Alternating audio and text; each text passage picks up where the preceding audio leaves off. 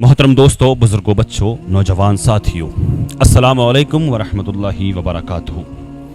आप ये जानते हैं कि AMIM पार्टी यानी मजलिस इत्तेहादुल मुस्लिमीन पार्टी के नेता इम्तियाज़ जलील साहब ने आज महाराष्ट्र के अंदर बहुत बड़ी रैली निकाल डाली। क्यों निकाली ये भी आप बखूबी जानते होंगे। हुजूर अकरम मोहम्मद मुस्तफ़ा हमारे नबी पाक हुजूर सल्लल्लाहु ताला अलैहि वसल्लम की शान में गुस्ताखी बहुत ही तेज़ी से बढ़ती जा रही है।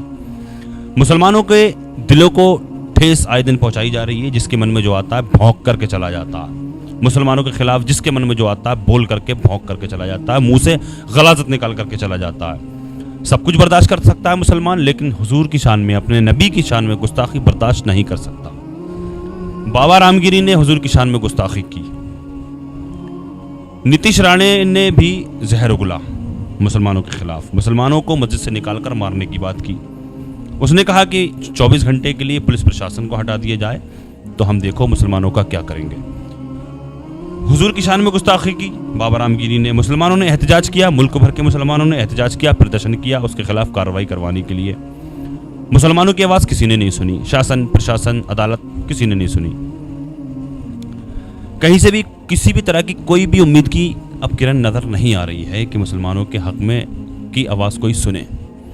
मजबूरन इम्तियाज़ जलील साहब ने यह फैसला लिया कि ये रैली निकाली जाए महाराष्ट्र के अंदर। लिहाजा जब ये रैली निकाली गई तो जो बाबा रामगिरी है जिसने हुजूर की शान में गुस्ताखी की थी, तो उसके पास कोई एक रिपोर्टर पहुंचा है। तो उससे उसने कहा है कि इम्तियाज़ जलील साहब ने जो रैली निकाली है उसके ताल्लुक से क्या कह रहा है ये देखें आप। उसके बाद में मैं आपसे चंद बातें करूंगा। मैंने चाहा इस वीडियो को आप लोगों तक शेयर किया जाए।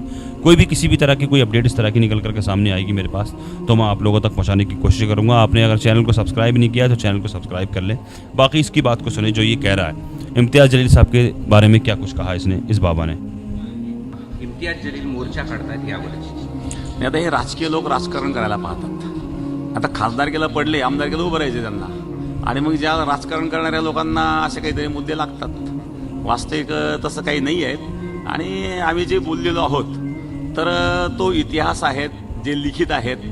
आणि माझं मत आहे की त्यांनी अशा प्रकारचे आंदोलन करण्यापेक्षा जे काही आम्ही मत मांडलेलं आहेत ते चुकीचं आहे असं त्यांनी सिद्ध करावं आणि त्यांनी मान्य करावं। काय क्या कह रहे हो?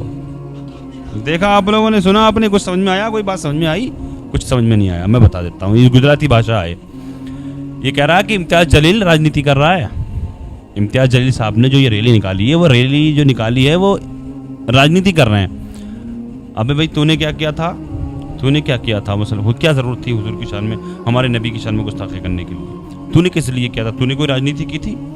तूने क्या किया था? मैं बताऊँ क्या किया था? मज़हब इस्लाम का सहारा फेमस होने के लिए, लाइट में आने के लिए। जी हाँ, जिनको कोई जानता पहचानता नहीं है, बिल्कुल जिनका नाम भी नहीं जानता, तो बिल्कुल समझ लो अगर कोई कोने में बैठा हुआ चप्पल काटने वाला भी अगर कोई है, अगर बिल्कुल 2 कौड़ी का आदमी भी है अगर वो अगर ये चाहता है कि मुझे लोग पहचाने तो वो क्या करता है? वो मजहब इस्लाम पे भौंकना शुरू कर देता है। जी हाँ, लाइट में आने के लिए। लेकिन वही काम तूने किया था। वो तो राजनीति कर रहे हैं, नहीं राजनीति तो कर रहे हैं, लेकिन राजनीति भी तो हमारा ही काम है। राजनीति का मतलब कौम की रहनुमाई करना। हमसे अच्छी कौम की रहनुमाई कौन कर सकता है? राजनीति भी कर रहे हैं इम्तियाज़ जलील साहब, तो क्या बुराई है?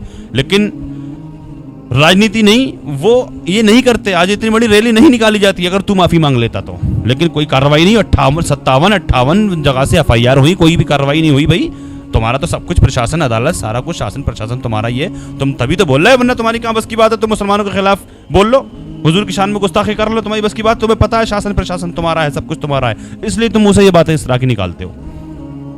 अल्लाह की बारगाह में दुआ है, अल्लाह तबारक व तआला इन लोगों को हिदायत अता फरमाए। अच्छा, इम्तियाज़ जलील साहब ने जो मांग रखी है, 3 मांग रखी है वहाँ पर जाके आज जो रैली निकाली है। इम्तियाज़ जलील साहब ने मांग रखी है 3। सबसे पहली मांग रखी है जो किसी के मज़हब को लेकर आहत पहुँचाए, जिसको तकलीफ, जो कोई मुँह से किसी के मज़हब के खिलाफ बोलता है तो इस पर रोक लगनी चाहिए।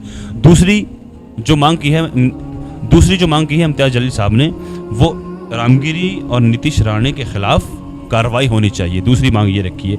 तीसरी मांग जो रखी है इम्तियाज़ जलील साहब ने, वो मुफ्ती सलमान अज़हरी साहब को जो गिरफ्त में लिया गया है, जो जेल के अंदर है, उनको कैद किया जाए सिर्फ एक शेर पढ़ने की बुनियाद पर। जिनको अरेस्ट किया गया, जो जेल में बिना गुनाह के ही वो सज़ा भुगत रहे हैं। सिर्फ एक शेर ही तो पढ़ा था उन्होंने, ये कितना बोल रहे हैं, कितना सारा कुछ कर रहे हैं, इनके खिलाफ कोई कार्रवाई नहीं हो रही है। मुफ्ती साहब को 10 महीने हो चुके लगातार। अल्लाह की बारगाह में दुआ है, अल्लाह तबारक व तआला हमारे मुल्क में अमन व सुकून अता फरमाए। अल्लाह पाक इनको हिदायत अता फरमाए, दुनिया के तमाम मुसलमानों की इज़्ज़त व आबरू की, जान और माल की हिफाजत फरमाए। अस्सलामु अलैकुम व रहमतुल्लाहि व बरकातुहू।